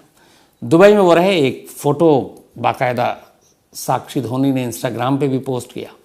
वहाँ 27 दिसंबर को एक पार्टी में ऋषभ पंत, धोनी और ये तमाम लोग मौजूद थे। फिर वहाँ दुबई में रहने के बाद ऋषभ पंत दिल्ली लौट आते हैं। दिल्ली आने के बाद कल 29 दिसंबर की रात को वो दिल्ली में हैं। यहाँ उतरने के बाद अब उन्हें रुड़की अपने घर जाना है। रुड़की में उनका अपना घर है जहाँ पे उनकी माँ रहती हैं सरोज और उनकी सिस्टर रहती हैं। तो अब उनको रुड़की जाना था। दिल्ली से देर रात, कहते हैं कि अमूमन 2 से 3 के दरमियान ऋषभ पंत अपनी मर्सिडीज़ कार में रुड़की के लिए रवाना होते हैं। दिल्ली से रुड़की तक की सड़क बहुत अच्छी है, अभी हम लोगों ने भी ट्रैवल किया, बल्कि दिल्ली से मेरठ एक्सप्रेसवे बन गया है। तो अब दिल्ली से मेरठ आप मुश्किल से 40 मिनट में पहुंच जाते हैं। दिल्ली से पहले देहरादून जाने में जहां 5-6 घंटा लगता था, अब आप देहरादून आराम से 4 घंटे में पहुंच जाते हैं। दिल्ली से रुड़की तक की दूरी मुझे लगता है 3 से 3.5 घंटे में आराम से पूरी की जा सकती है। करीब 218 किलोमीटर 218 किलोमीटर यहाँ से पड़ता है दिल्ली टू रुड़की। तो मर्सिडीज़ में अपनी कार में निकले, अकेले निकले, खुद ड्राइव कर रहे हैं। इसके बाद सुबह के करीब 5:30 बजे का वक्त था और इत्तेफाक से आज मौसम ठीक था, कोहरा नहीं था, वरना दिल्ली में तो और आसपास में कोहरा बहुत होता है, लेकिन कोहरा नहीं था, मौसम साफ था। लेकिन अभी भी अंधेरा था सड़क पर, 5:30 का वक्त था, ठंड का महीना है। तो नरसान के पास पंत की कार पहुंची। नरसान रुड़की से करीब 18 किलोमीटर पहले, मतलब अब उनकी मंजिल 18 किलोमीटर रहेगी, तो मुश्किल से आधा घंटे का और सफ़र तय करना था। नरसान पहुंचते हैं, 5:30 सुबह का वक्त है, खुद गाड़ी ड्राइव कर रहे हैं। नरसान में अचानक पंत की मर्सिडीज सड़क के डिवाइडर से टकरा जाती है। गाड़ी की रफ्तार शायद ज़्यादा थी। उसकी वजह ये है कि जब डिवाइडर से गाड़ी टकराई तो गाड़ी उछलकर सड़क की दूसरी तरफ चली गई, यानी कि जो सामने से गाड़ी आ रही दूसरे लेन में, उस तरफ जाकर मर्सिडीज़ गिरी उछलते हुए। सड़क पे मर्सिडीज़ उधर गिरी। इत्तेफाक से दूसरी तरफ से उसी वक्त हरियाणा रोडवेज़ की एक बस आ रही थी जो देहरादून से आ रही थी। बस के ड्राइवर ने इस गाड़ी को अपोजिट साइड से उछलकर इस तरफ गिरते हुए देख लिया और बहुत तेज़ी से, उसने ये भी देखा था कि गाड़ी की रफ्तार अच्छी खासी तेज़ है। अब इस बस की भी रफ्तार करीब 50 से 60 के बीच में थी प्रति घंटा के हिसाब से। गाड़ी उधर से उछलकर इधर गिरी मर्सिडीज़ पंत की। सामने से वो हरियाणा रोडवेज़ की वो बस और उस ड्राइवर ने देखा। अब उसने कहा कि अगर वो इसी रफ्तार में चला तो वो हो सकता है गाड़ी से टक्कर हो जाए जो सड़क पर गिरी पड़ी है। उसने किसी तरीके से गाड़ी को एक तो ब्रेक मारा और दूसरा सर्विस लेन की तरफ को बस उसने घुमाई और फिर ले जाकर पूरी ब्रेक मारने के बाद टक्कर बच गई। वो बस से कूदा और भाग कर स्पॉट पर आया। इधर जब वो आया तो देखा कि गाड़ी के बाहर एक शख्स जख्मी हालत में, जिसके चेहरे और सर से खून गिर रहा है और कपड़े भी नहीं हैं बदन पर, वो खड़ा हुआ है। ड्राइवर उससे पूछता और इस दौरान में गाड़ी के अंदर से चिंगारियां उठ रही हैं। अब ऐसा लग रहा कि गाड़ी में किसी भी वक्त आग लग सकती है। तो जो ड्राइवर है वो ड्राइवर उससे पूछता है ऋषभ पंत से कि कार के अंदर कोई और भी है। तो ऋषभ पंत कहते हैं कि कोई और नहीं है। फिर ऋषभ पंत खुद उस बस ड्राइवर से कहते हैं कि मेरा नाम ऋषभ पंत है, मैं क्रिकेटर हूँ। ये जो बस ड्राइवर था इसको क्रिकेट का शौक़ नहीं है, इसलिए वो ऋषभ पंत को नहीं पहचान पाया। लेकिन इतनी देर में फिर बस का कंडक्टर और बाकी लोग आ गए। बस ड्राइवर ने अपनी चादर जो वो लेकर चल रहा था वो चादर फ़ौरन बस से निकाली और ऋषभ पंत को ओढ़ाया, ठंड भी थी। और फिर इतने में गाड़ी में आग लग गई। आग के शोले इतने ऊपर उठ रहे थे कि आसपास में जो लोग रहते थे, जो बस्तियां थीं, उन्होंने एक तो टक्कर की आवाज़ सुनी, फिर ये आग का शोला उठते देखा तो बहुत सारे लोग वहाँ पर भाग कर आए। कुछ गाड़ियाँ चूँकि गुजर रही थी, ये हाईवे 24 घंटा खुला रहता है, तो उन्होंने एक आग के लपटों में गाड़ी को देखी, भीड़ देखी, तो कुछ गाड़ियाँ भी रुकी, कुछ तमाशबीन भी आए। इतने में कुछ लोगों ने ऋषभ पंत को पहचान भी लिया। फिर वो वीडियो बनाने लगे। ऋषभ पंत कह भी रहे हैं कि यार वीडियो मत बनाओ, लेकिन वो सबसे बात कर रहे ऋषभ पंत और होशो हवास में। तो फिर बस ड्राइवर को उन्होंने कहा कि मैं ऋषभ पंत हूँ, क्रिकेटर हूँ और दिल्ली से आ रहा हूँ, रुड़की जाना था। मुझे झपकी से आ गई, नींद से आ गई और उसी नींद और झपकी में मेरी गाड़ी डिवाइडर से टकरा गई। अब इसके बाद जो बताया वो ये बताया कि डिवाइडर से जब गाड़ी टकराई और पलटी, गाड़ी के चारों दरवाजे लॉक हो गए। अब कई बार ऐसा होता है कि आप एक तो घबराहट में कई बार आप दरवाज़ा भी नहीं खुलता है और ये एक्सीडेंट बहुत ही विभत्स था। तो लॉक खुल नहीं रहा, इधर गाड़ी के अंदर से चिंगारियां भी आ रही हैं, डरिए कि कभी आग ना पकड़ ले। तो फिर ऋषभ पंत ने अपने दिमाग सही वक्त पर इस्तेमाल किया वहाँ पे और गाड़ी का जो कार का विंड स्क्रीन था, आगे का शीशा, उन्होंने शीशे को तोड़ा और उस शीशे को तोड़ने के बाद उससे बाहर निकले और उसकी वजह से बहुत सारे उनके पीठ पर भी जख्म आए। और जब अपने आप को विंड स्क्रीन को तोड़कर वो बाहर निकले, फिर बाहर निकलने के बाद गाड़ी से थोड़ी दूर डिवाइडर के बीच में जो खाली जगह होती है वहाँ पे रुके। तब तक ये बस आई, बस के ड्राइवर आए और फिर सुशील कुमार इस बस के ड्राइवर का नाम है, जिसने मदद की वाकई। फिर उसके बाद अपने चादर वादर से लपेट कर बताया। तो अब इस हादसे से उस वक्त ऋषभ पंत पे बड़ा असर भी पड़ा, क्योंकि किसी का भी हो सकता है। जिस तरीके से ये गाड़ी भाग रही थी और पलटी, फिर इसमें आग लगी और ऋषभ पंत की उम्र भी बहुत ज़्यादा नहीं, तो इन सारी चीज़ों ने डरा दिया। कहते हैं कि बस ड्राइवर ने बहुत हौसला दिया। इसके बाद कंडक्टर भी आया, फिर कंडक्टर ने फ़ौरन एम्बुलेंस को फ़ोन किया। बस ड्राइवर ने नेशनल हाईवे की जो पेट्रोलिंग गाड़ी होती है उसको फ़ोन किया, पुलिस को किया 100 नंबर पर। करीब 15 मिनट के बाद एम्बुलेंस पहुंच गई मौके पर। 15 मिनट के बाद जब एम्बुलेंस पहुंची तो वहाँ से करीब 16 किलोमीटर दूरी पर, चूँकि 18 किलोमीटर ही रह गया था रुड़की, ढंढेर उनके इलाके का नाम है, घर जहाँ पे है ऋषभ पंत का। तो एम्बुलेंस आई, एम्बुलेंस पे खुद लंगड़ाते हुए चलते हुए ऋषभ पंत एम्बुलेंस में बैठे। खून टपक रहा था क्योंकि चेहरे, सर पे उनके 2 कट के निशान लगे थे। उनको सक्षम हॉस्पिटल, एक प्राइवेट हॉस्पिटल, वहाँ ले जाया गया। और ये बात है सुबह के करीब उस वक्त 6 सवा 6 बज चुके थे। सक्षम हॉस्पिटल में ले जाने के बाद डॉक्टरों ने देखा, मरहम पट्टी की, बट उनके घुटनों में चोट थी, एक पैर की उंगलियों में चोट थी, माथे पे 2 कट के निशान थे सर पे, बल्कि उससे खून ज़्यादा रिस रहा था, पीठ घायल था। इन सारी चीज़ों को देखते हुए और ये भी कि सर में उस वक्त डॉक्टरों को पता नहीं चल पाया, क्योंकि उसके लिए सिटी स्कैन बाकी चीज़ों की ज़रूरत थी कि कहीं इंटरनल इंजरी तो नहीं है, जो एक्सीडेंट में सबसे ज़्यादा खतरनाक होता है। तो सक्षम हॉस्पिटल के बाद इतनी फैसिलिटी थी नहीं और इत्तेफाक से सक्षम हॉस्पिटल पहुंचने के बाद तब तक खबर फैल गई पुलिस के ज़रिए पूरे उत्तराखंड में कि ऋषभ पंत का रोड एक्सीडेंट में वो घायल हो गए हैं। अब ऋषभ पंत भी एक पहाड़ी, पूरा पहाड़ जो है उन्हें जानता है, क्योंकि बचपन से उत्तराखंड का भी काफ़ी नाम हुआ ऋषभ पंत की वजह से। तो फिर सीएम ऑफिस से लेकर डीजीपी ऑफिस तक हर एक को पता ये चला, सब हरकत में आए। सक्षम हॉस्पिटल ने कहा कि हमारे पास इतनी फैसिलिटी नहीं है, तो ये तय हुआ कि उनको फ़ौरन देहरादून के मैक्स हॉस्पिटल में ले जाया जाए। तो एक फ़ौरन एम्बुलेंस और पहुंची जो सारी मेडिकल सुविधा से लैस थी। उसके बाद वहाँ पे शुरुआती मरहम पट्टी के बाद अब ऋषभ पंत को दोबारा एक एम्बुलेंस में डाला गया। इस दौरान में सक्षम हॉस्पिटल में उनकी माँ सरोज पंत भी पहुँच गई, उनके रिश्तेदार भी पहुँच गए और फिर ये लोग सक्षम हॉस्पिटल से लेकर ऋषभ पंत को करीब 9:30 बजे देहरादून पहुँचे, वहाँ के मैक्स हॉस्पिटल में। वहाँ ले जाने के बाद फिर पूरा इलाज शुरू हुआ। जो शुरुआती रिपोर्ट आई वो ये है कि घुटनों में उनके चोट है और इत्तेफाक से बांग्लादेश सीरीज़ के बाद जो श्रीलंका सीरीज़ में उनको नहीं ले जाया गया, उनके नी का ही कुछ प्रॉब्लम था, तो उसके लिए उनको नेशनल क्रिकेट एकेडमी रेफ़र किया गया था कि आप वहाँ जाएं। और इत्तेफाक से फिर घुटने में चोट आई है, कलाई में, दाहिनी कलाई में उनके चोट है, एक पैर के अंगूठे में चोट आई है, पीठ पे बहुत सारे ज़ख्म हैं और साथ में सर पे 2 कट के निशान हैं। तो डॉक्टरों का ये कहना है कि शायद सर्जरी करनी पड़ेगी।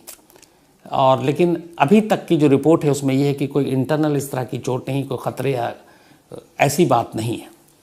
तो ऊपर वाले का शुक्र है, क्योंकि जिन लोगों ने भी ये हादसा देखा, जिन्होंने उस कार को जलते हुए देखा, जलने के बाद देखा, जिसने उस कार को डिवाइडर से इस तरफ इधर आते हुए देखा, उनमें से किसी को भी उम्मीद नहीं थी कि इस तरीके के हादसे में कोई बच सकता है। लेकिन ये करिश्मा था और वाकई करिश्मा था, और शायद लाखों करोड़ों फैंस की जो ऋषभ पंत के हैं उनकी दुआएं भी उनके काम आई।